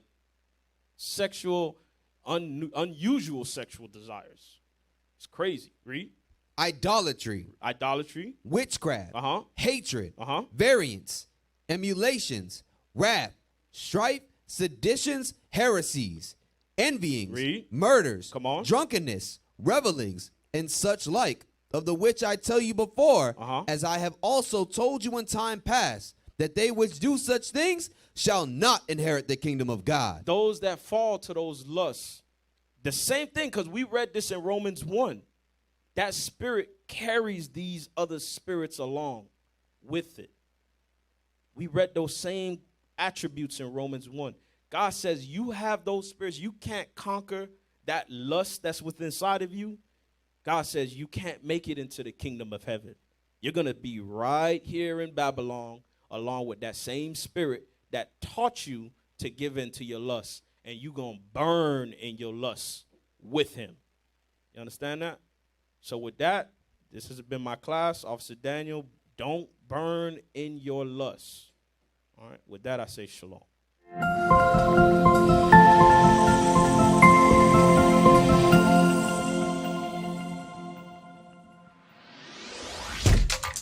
Shalom, Israel. This is Bishop Nathaniel. I want you to know that you can view all our Sabbath classes live on IUIC TV. That's right, I said on IUIC TV. Download the app today. Shalom. We used to scream Black Power while Heron was pushed. But at the end of the day, nothing's in vain. IUIC has been given a vision. The tents of Judah has risen. Many has attempted the mission, minor murmuring, omitting, and missing the mark. Just reading that he had the flame of fire in his eyes gave us the spark. We on Paul's mission. We out on the road, purple and gold, from Mexico, Cuba, Haiti, Ghana, Sierra Leone. 144,000 boots banging, concrete crackling. These are our men repented at heart. The scriptures is proof. IUIC, we deliver the truth.